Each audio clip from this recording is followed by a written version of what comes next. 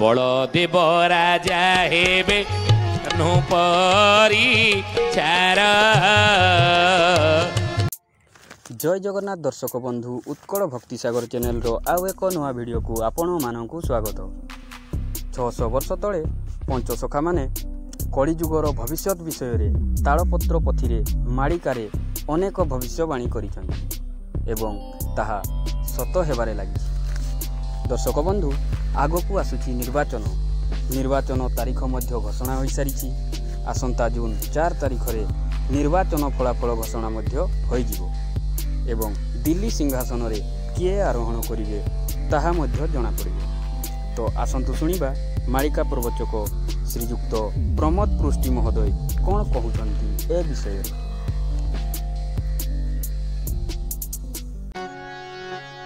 जी बाबूरे बलदेव राजा हेबे दिल्ली सिंहासने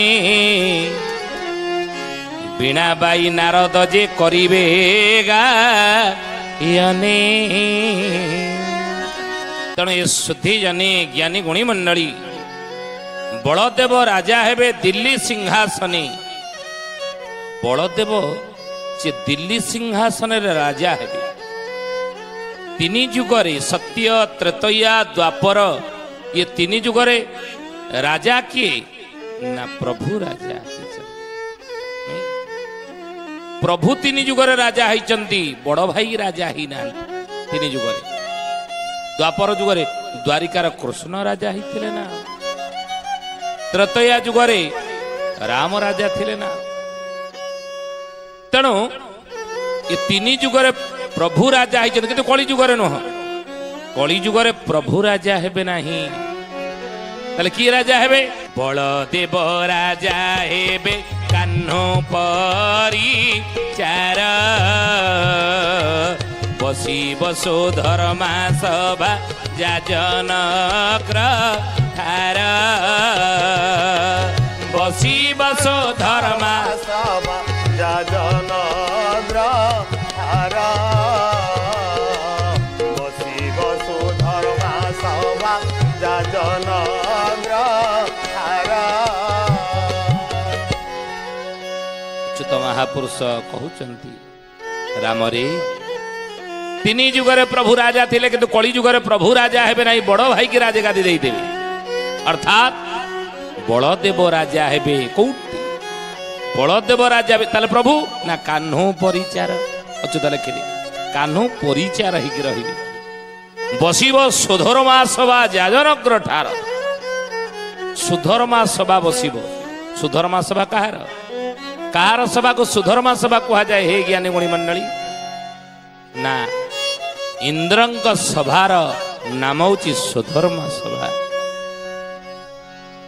देवता मानकर सभा बसिब। इंद्रंक सभार नाम हैला सुधर्मा सभा। तेणु बसिब सुधर्मा सभा कोउटी? जाजनग्र ठार। जो जाजनग्र जोटी आद्याशक्ति माँ बिरजा विराजमान। अष्टचंडी मानक भितरे माँ बिरजा हेउचंती कौन ना दुई भुजा स्वरूपिणी अष्टचंडी। माँ सतींकर अर्धदग्ध शरीर दक्ष यज्ञ समय रे माँ सती जेतबेले स्वामींकर शिवंकर अपमान सही न पारी निज शरीर अग्नि बाहर करी जेतबेले निज शरीर को दग्धीभूत करदेले जालीदेले। यही समय वीरभद्रंक द्वारा भगवान शिवशंकर दक्ष यज्ञ भग्न करी माँ सतींकर अर्धदग्ध शरीर को धरी तांडव नृत्य करी संसार रक्षा पाई, सृष्टिर रक्षा पाई, विनाशर रक्षा पाई देवता माने भगवान विष्णु को प्रार्थना कले। ई कथा आमे पुराण रे पढ़ीचे जानिचे अल्प बहुते। तेणु यही समय देवता माने तो भगवान विष्णु को प्रार्थना कले। भगवान विष्णु कौन कले? ये संसार को विनाशरु रक्षा करिया पाई, प्रभु शिवंकर कोपरु रक्षा करिया पाई भगवान विष्णु निजर सुदर्शन चक्र द्वारा सतींकर अर्धदग्ध शरीर को खंड विखंडित करदेले एवं सतींकर अर्धदग्ध शरीर ଯେଉଁ ଯେଉଁ ସ୍ଥାନରେ ପତିତ ହେଲା ବା ପଡ଼ିଲା ସିଏ ସେଠାରେ ଏକ ଶକ୍ତିପୀଠ ରୂପରେ ପରିଗଣିତ ହେଲା, ଶକ୍ତିପୀଠ ରୂପରେ ମାନ୍ୟତା ପାଇଲା। ଏବଂ ମା ସତୀଙ୍କର ଅର୍ଦ୍ଧଦଗ୍ଧ ଶରୀରର ଏକ ଅଂଶ ନାଭି ଅଂଶ ପଡ଼ିଥିଲା କୋଉଠି ନା ଏଇ ଯାଜପୁର ଜିଲ୍ଲା, ଯାହାକୁ କହନ୍ତି କ'ଣ ନା ନାଭି ଗୟା। ଧରଣୀରେ ନାହିଁ କାହିଁ ହିମନ୍ତ ଯେ ସ୍ଥାନ, ଜହିଁ ପାଦ ଦେଲେ ହୁଏ ଜୀବନ ଯେ ଧନ୍ୟ, ଜହିଁ ପାଦ ଦେଲେ ହୁଏ ଜୀବନ ଯେ ଧନ୍ୟ, ଜହି ପାଦ ଦେଲେ ହୁଏ ଜୀବନ ଯେ ଧନ୍ୟ। ନାଭି ଗୟା ନାମେ ଯିଏ ଜଗତେ ବିଖ୍ୟାତ, ଅକ୍ଷୟ ମଣ୍ଡଳ ସେହି ବିରଜାତା ନାମ, ଅକ୍ଷୟ ମଣ୍ଡଳ ସେହି ବିରଜାତା ନାମ, ଅକ୍ଷୟ ମଣ୍ଡଳ ସେହି ବିରଜାତା ନାମ। ନାଭି ଗୟା ନାମେ ଯିଏ ଜଗତେ ବିଖ୍ୟାତ, ଅକ୍ଷୟ ମଣ୍ଡଳ ସେହି ବିରଜାତା ନାମ। ସଥୀ ଜାନି ଜ୍ଞାନୀ ଗୁଣୀ ମଣ୍ଡଳୀ, ନାଭି ଅଂଶଟି ପଡ଼ିଥିଲା ବୋଲି ନାଭି ଗୟା କୁହାଯାଏ ଯାଜପୁର ଜିଲ୍ଲାକୁ।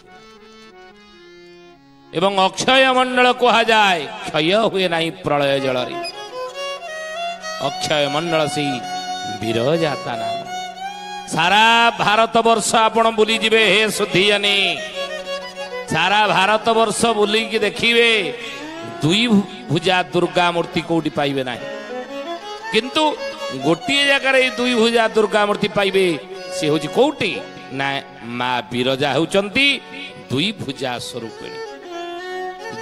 ଦୁଇଟି ଭୁଜ କଲେ ହାତ, ଦୁଇଟି ହାତ ମା ବିରଜାଙ୍କର ଅଷ୍ଟଭୁଜନ। ଦୁର୍ଗା ସାଧାରଣତଃ ଦୁର୍ଗା ମୂର୍ତ୍ତି ଦେବୀ ମୂର୍ତ୍ତିଙ୍କର ଅନେକ ହାତ, ଦୁର୍ଗାଙ୍କର ଅଷ୍ଟଭୁଜା, ଚାରି ଭୁଜା ବା 10 ଭୁଜା ଏମିତି ଅଛନ୍ତି, କିନ୍ତୁ ଦୁଇ ହାତ ଥିବା ଦୁର୍ଗା ମୂର୍ତ୍ତି ସାରା ଭାରତ ବର୍ଷ ଆପଣ ବୁଲିଯିବେ କୋଉଠି ପାଇବେ ନାହିଁ। କେବଳ ଏଇ ମା ବିରଜା ହେଉଛନ୍ତି ଦୁଇ ଭୁଜା ସ୍ୱରୂପିଣୀ, ଇ ବିରଳ ଦୁର୍ଗା ମୂର୍ତ୍ତି। ତେଣୁ ସେଇଥିପାଇଁ ଶାସ୍ତ୍ର କହିଲେ ବିରଜାସ୍ତୁ ମହାଦେବୀ ବିଜୟ ସ୍ତୋତ୍ର ଭୈରବ, ବିରଜାସ୍ତୁ ମହାଦେବୀ ବିଜୟ ସ୍ତୋତ୍ର ଭୈରବ। ଅଷ୍ଟଚଣ୍ଡୀ ମାନଙ୍କ ଭିତରେ ମା ବିରଜା ହେଉଛନ୍ତି ଅଗ୍ରପୂଜ୍ୟା ଦେବୀ ବିରଜା। ଅଷ୍ଟଚଣ୍ଡୀ କି ଯାଜପୁରରେ ରହିଲେ ମା ବିରଜା ଏକ ପ୍ରଥମେ, ଦ୍ୱିତୀୟରେ ଝଙ୍କଡ଼ରେ ରହିଲେ ମା ଶାରଳା, ଜଗତସିଂହପୁର ଝଙ୍କଡ଼। ଅଷ୍ଟଚଣ୍ଡୀ ଭିତରେ ଦ୍ୱିତୀୟ ରହିଲେ ମା ଶାରଳା। ଅଷ୍ଟଚଣ୍ଡୀ ଭିତରେ ତୃତୀୟରେ ହେଲେ ବାଙ୍କିରେ ରହିଲେ ମା ଚର୍ଚ୍ଚିକା। ଅଷ୍ଟଚଣ୍ଡୀ ମାନଙ୍କ ଭିତରେ ଚତୁର୍ଥରେ ରହିଲେ ତାଳଚେର ଗୋପାଳପୁରରେ ମା ହିଙ୍ଗୁଳା। ପଞ୍ଚମରେ ହେଲେ କି ନା ମା ବିମଳା, ପୁରୀରେ ରହିଲେ ମା ବିମଳା। ଏବଂ 6ରେ ହେଲେ କାକଟପୁରରେ ରହିଲେ ମା ମଙ୍ଗଳା ଅଷ୍ଟଚଣ୍ଡୀ ମାନଙ୍କ ଭିତରେ। 7ରେ ହେଲେ କି ନା ବାଣପୁରରେ ରହିଲେ ମା ଭଗବତୀ। 8ରେ କି ସମଲପୁରରେ ରହିଲେ ମା ସମଲାଇ। योजने अष्टचंडी कटक चंडी अष्टचंडी भितर जानते ना सथी जाने ये अष्टचंडी मानक भितर माँ बिरजा होती दुई भुजा स्वरूपिणी एवं अग्रपूज्या। तेणु आपण को एतिक निवेदन जीवन काल मध्य ये अष्टचंडी मान को टिके दर्शन कर आसतु। आपणकर परिवार आपण मंगल मंगल हेबो, परिवार मंगल हेबो, आपणकर मंगल हेबो, सुख शांति आपण रही। तेणु से अच्युत महापुरुष से कथा मालिकार लिखिचंती बलदेव राजा हेबे परी चार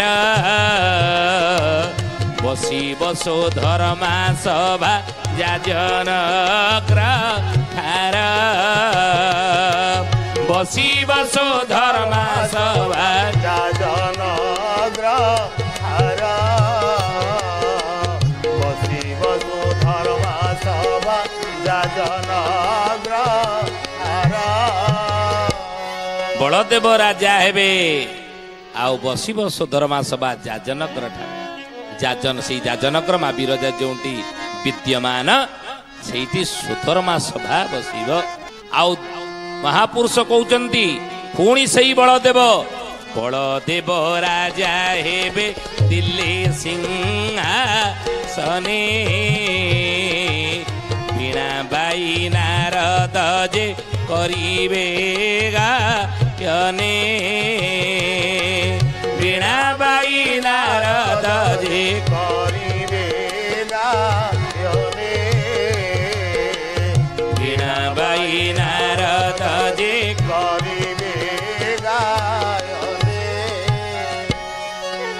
କହିଲେ ବଳଦେବ ରାଜା ହେବେ ଦିଲ୍ଲୀ ସିଂହାସନେ। ଦ୍ୱାପର ଯୁଗରେ ଯୋଉଟା ହସ୍ତିନା ସିଂହାସନ ଥିଲା ବର୍ତ୍ତମାନ କଳି ଯୁଗରେ ସେଟା କୋଉଠି ନା ଦିଲ୍ଲୀ ସିଂହାସନ। ଦିଲ୍ଲୀ ସିଂହାସନ ହଉଛି ଦ୍ୱାପର ଯୁଗର ହସ୍ତିନା ସିଂହାସନ।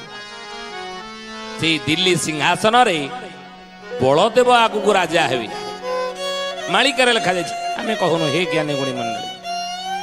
ତେଣୁ ହେ ସୁଧିୟାନୀ କେତେବେଳେ ନା 2024 ମସିହା, ଏ 19 ମସିହା ଇଲେକ୍ସନ ଗଲା, 2019 ମସିହା ଇଲେକ୍ସନ ଗଲା। ପରେ ଇଲେକ୍ସନ ପୁଣି କେବେ ହେବ ନା 2024 ମସିହାରେ।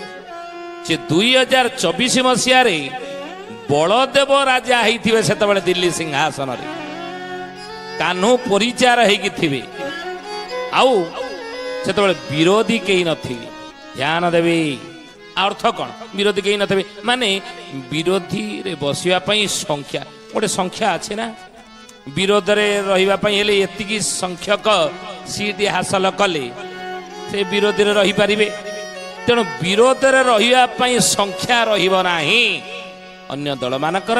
ତ ସେଇଥିପାଇଁ ମହାପୁରୁଷ କହୁଛନ୍ତି ବିରୋଧୀ କେହି ରହିବେ ନାହିଁ।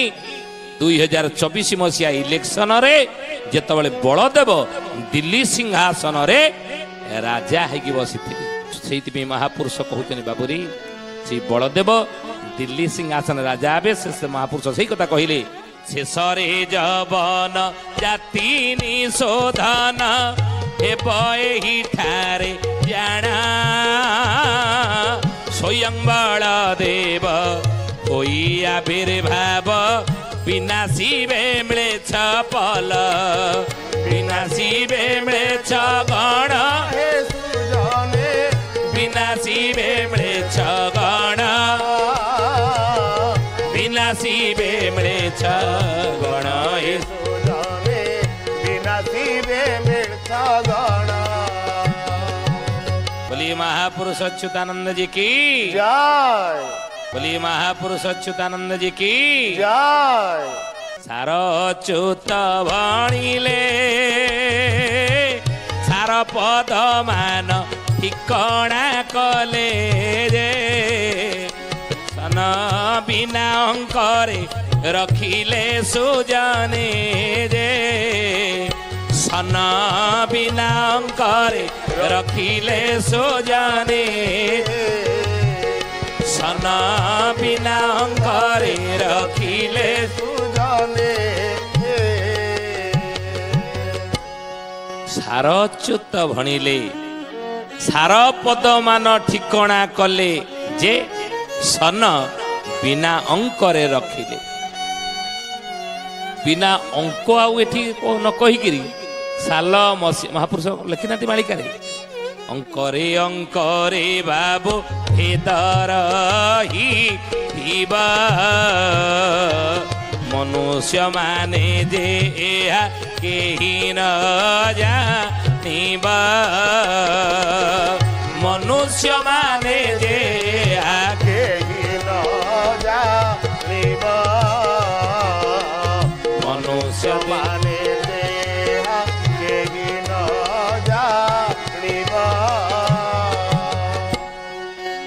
साल बिना अंकरे रखिले सेई कथा को अच्युतानंद महापुरुष काल निर्घंटन ये सुधियानी ज्ञानी गुणी मंडली महापुरुष अच्युतानंदर ठारगार बुझिया हेले संकेत को सीधा सीधे लिखिना। महापुरुष माने पंचसखा माने ये सीधा सीधी घटनावली की लिखि ना। कली जुगरे यही घटना मान यही जगार घटो त ତାକୁ ସିଧା ଲେଖି ନାହାନ୍ତି, ଅଙ୍କେଇ ବଙ୍କେଇକି ଲେଖିଛନ୍ତି, ଅଙ୍କେଇ ବଙ୍କେଇକି ଓଲଟେଇକି ଲେଖିଛନ୍ତି, ବୁଝିଲେ। ତେଣୁ ସେଇ କଥା କହୁଛନ୍ତି, ସାନ ସାଲ ବିନା ଅଙ୍କରେ ଲେଖିଲେ, ଅଙ୍କରେ ଅଙ୍କରେ ବାବୁ ଭେଦ ରହିଥିବ, ମନୁଷ୍ୟ ଦେହରେ ଏହା କେହି ନ ଜାଣିବ।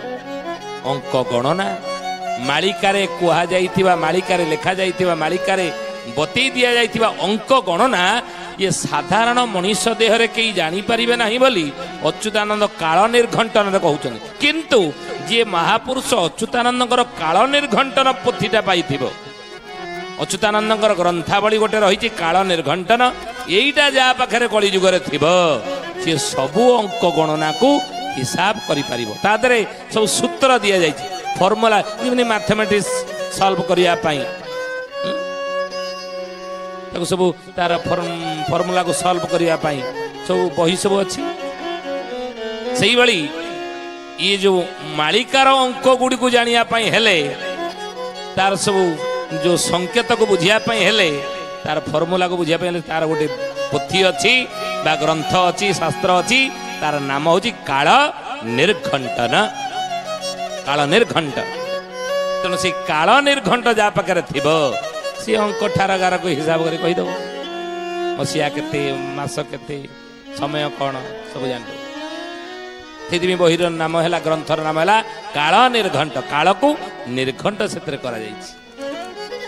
ତେଣୁ ସେଇ କଥା କହିଲେ ଯେ ଅଙ୍କରେ ଅଙ୍କରେ ବାବୁ ଭେଦ ରହିଥିବ, ମନୁଷ୍ୟ ମାନେ ଯେ ଏହା କେହି ନ ଜାଣିବ। ଆଉ ମନୁଷ୍ୟ ଦେହରେ ଏହା କେହି ନ ଜାଣିବେ, ଭକ୍ତି ଜାଣି ଶୁଣି ପୁଣି ବଣା ଯେ ହୋଇବେ, ଭକ୍ତେ ଜାଣି ଶୁଣି ପୁଣି ବଣା ଯେ ହୋଇବେ, ଭକ୍ତି ଜାଣି ଶୁଣି ପୁଣି ବଣା ଯେ ହୋଇବେ। ମନୁଷ୍ୟ ଦେହରେ ଏହା କେହି ନ ଜାଣିବେ, ଭକ୍ତେ ଜାଣି ଶୁଣି ପୁଣି ବଣା ଯେ ହୋଇବେ। ଅଚ୍ୟୁତାନନ୍ଦ ଲେଖିଲେ ଭକ୍ତମାନେ ମଧ୍ୟ ବଣା ହେଇଯିବେ, ଭକ୍ତମାନେ ସିଏ ବଣା ହେଇଯିବେ। ଏଇରେ ବାପାରେ ଇଆ ହିସାବ ପିତା କିଛି ପାଇବେ ନାହିଁ। କାହିଁକି ନା ସମକୁ ବିଷମା କରନ୍ତି, ବିଷମକୁ ସେ ସମା, ତାଙ୍କ ଇଚ୍ଛା ହେଲେ ହୋଇବ, ଲୀଳା ଶୂନ୍ୟ ଅଙ୍କେଣା, ଲୀଳା ଶୂନ୍ୟ ଅଙ୍କେଣା ହେ ସୁଜା, ଲୀଳା ଶୂନ୍ୟ ଅଙ୍କେଣା, ଲୀଳା ଶୂନ୍ୟ ଅଙ୍କେଣା ହେ ସୁଜାନେ, ଲୀଳା ଶୂନ୍ୟ ଅଙ୍କେଣା। ସମକୁ ବିଷମ କରନ୍ତି, ବିଷମକୁ ସେ ସମ, ତାଙ୍କ ଇଚ୍ଛା ହେଲେ ହୋଇବ, ଲୀଳା ଶୂନ୍ୟ ଅଙ୍କେଣ। ସମକୁ ଯିଏ ବିଷମ କଲା ବାଲା କିଏ? ନା ସେ ଭଗବାନ।